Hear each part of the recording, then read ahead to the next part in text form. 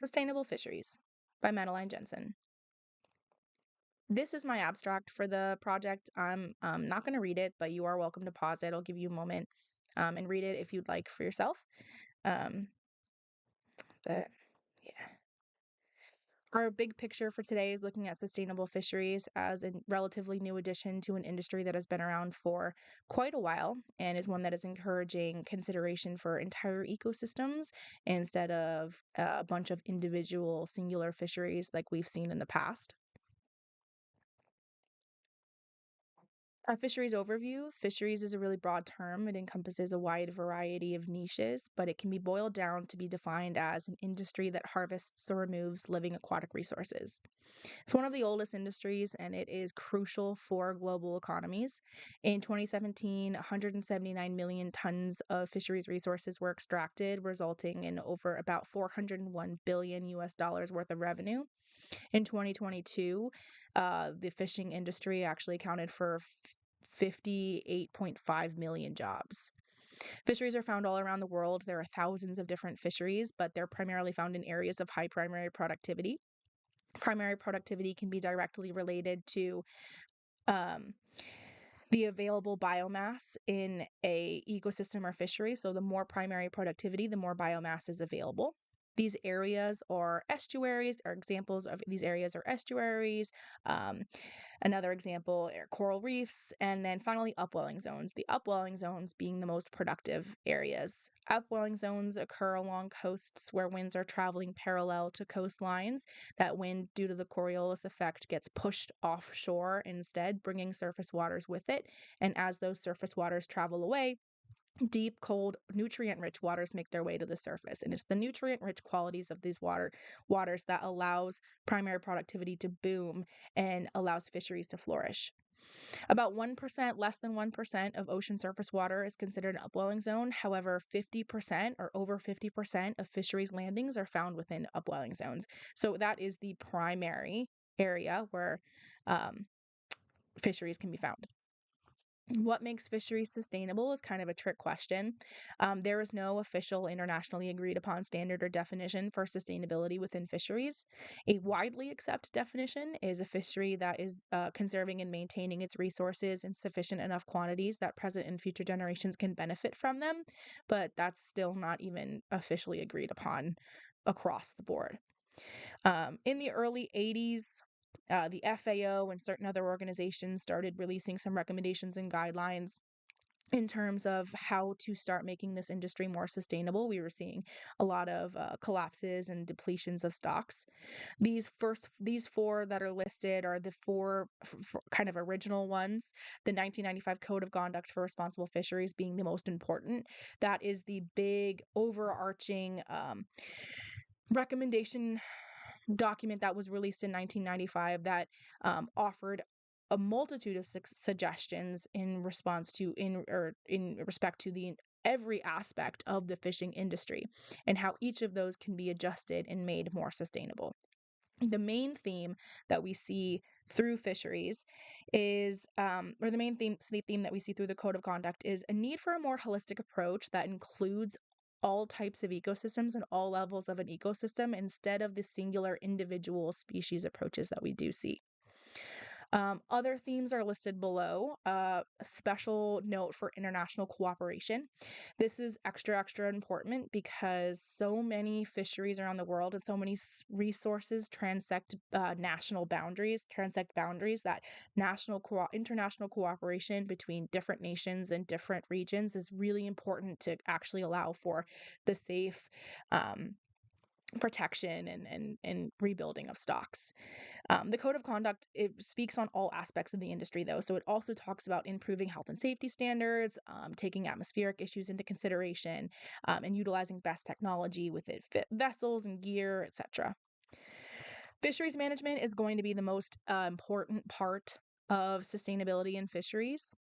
It is the easiest and it is the best part to look at if you want to see how sustainable a fishery is or how sustainable it can get to and be.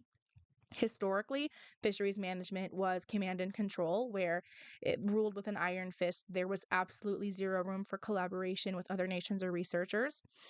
Or it was more often than not a hands off management approach where managers and governments would offer recommendations, but basically said, I don't care how you get there. I don't care if you get there at all or if you pass it. This is just what I think you should do. And there was no enforcement and no oversight. But as we're shifting towards sustainability, new management options are coming out and becoming available. Two of the really popular ones coming out are ecosystem-based fisheries management and co-management strategies. So ecosystem-based fisheries management strategies are best for developed nations and large fisheries, and it really takes the concept of a holistic approach to ecosystems and runs with it. So traditionally, fisheries are known to look at a single species and really only care about that individual target species.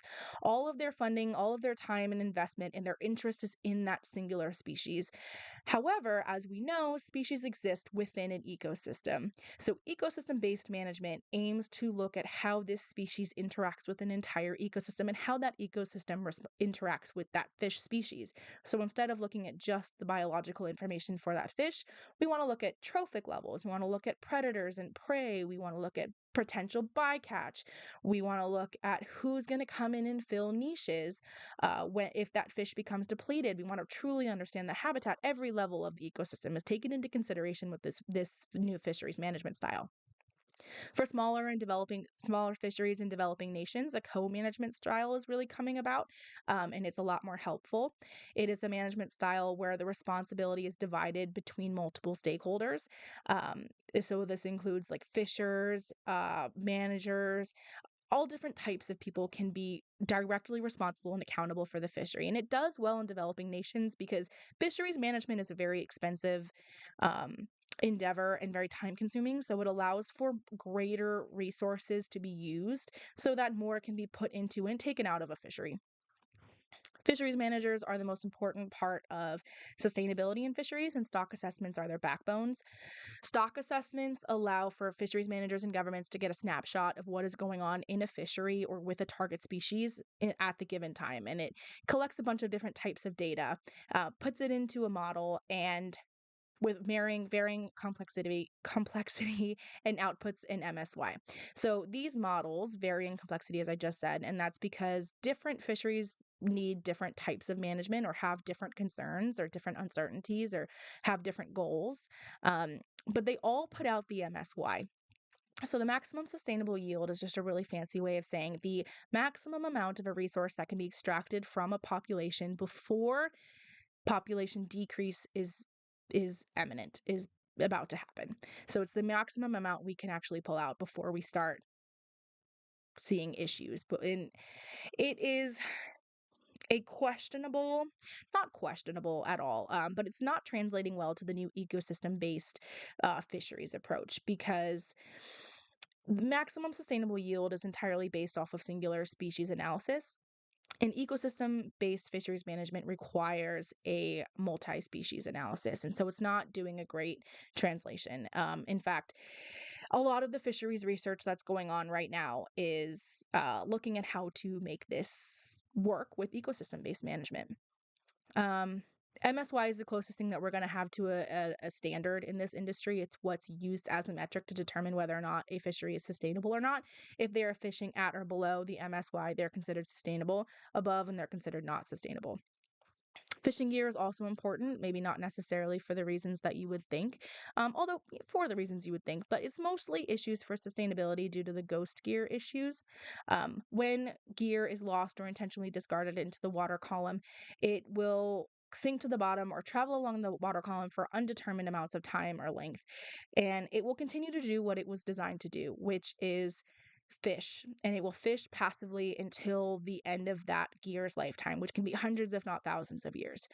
The FAO has determined that between 10 and 26 million tons of catch is lost to ghost gear on an annual basis. And it's a self-fulfilling prophecy, I guess, as fish get stuck in this trapped gear, they will eventually perish and they will become bait for the next round of fish that will make its way into the gear. On top of the fact that this is disrupting fishing patterns, it also is considered marine litter. 46% of the litter in the Great Pacific Garbage Patch is ghost gear, specifically nets. So aside from catch issues, it is also high amounts of pollution. Sustainable fishery certifications are coming about within the past 15 to 20 years because of the lack of standards in the industry. A lot of independent organizations have started to offer their own stamp of approval for fisheries and labeling them as sustainable by their standards um, and their criteria. And this isn't necessarily a bad thing, it's a good thing, but it's also a questionable thing. And it's a good thing because it's encouraging a lot of transparency in the industry, which in this industry that has been notorious for not having a lot of transparency, and the code of conduct has asked for more transparency in the fishing industry. But it's questionable because there's no standard. So it's basically just a bunch of independent organizations' own interpretations of sustainability. Um, the FAO does have a lot of guidelines that they can use to base their criteria off of, and they do claim to do so. But at the end of the day, they're not required to do so, and their criteria is their criteria. So their claim for sustainability doesn't necessarily have the weight behind it that a lot of consumers are led to believe. Also, within the last 5 to 10 years, there have been some questions in regard to the validity of certain certifications. A quick case study for the North Atlantic swordfish. The North Atlantic swordfish is a species that is found all around the world, so it has global fisheries. In the 1960s, long lines became standardized within the fishery, which allowed for high amounts of fish to be removed from populations and just higher levels of fishing to go on, and we saw rapid declines in swordfish populations. In the mid 1980s, global concern was raised to just the amount of available swordfish around the world, to the point that the ICCT actually released a series of recommendations. The ICCT is the International Committee for Conservation of Tuna, released a bunch of recommendations to fisheries managers around the world, such as limiting the types of gear and vessels and catch limits, etc., to help rebuild this stock. And we saw international cooperation because of this. These international fisheries all began to work together, all tightened up and began becoming more strict in their fishery. At this time, allowing for the swordfish to truly rebuild themselves. So it took 20 years to see a depletion of the stock, and 20 years after this realization in 2009, the swordfish is officially considered to be completely rebuilt by the FAO. So a really interesting success story where we see how management shifts can cause great successes. World fisheries today are unfortunately not really that sustainable. We are getting less sustainable over time. I think it's about 6% per year. In 1974, 90% of all fisheries were fished sustainably. However, in 2017, only 68.5% or 65.8, excuse me, percent of fisheries were fished sustainably. So this is based off of an FAO State of the World Fisheries for 2022, and it's only based off of MSY. So this is only fisheries. This is only information based off of whether fisheries are fishing at or below MSY. It doesn't take other environmental factors into consideration, which is sad. But it is very alarming to see that after the push for sustainability, we're just seeing decreases in sustainability. Here are discussion questions. You can pause to read them thoroughly, but one involves pros and cons of MSY and how ecosystem-based management can overcome shortcomings. And the second, it regards ghost gear, and the existing modifications or the modifications coming out of ghost gear issues used to combat it, and some recommendations or modifications you would recommend. These are my sources. Thank you so much. I hope you guys learned something about sustainable fisheries.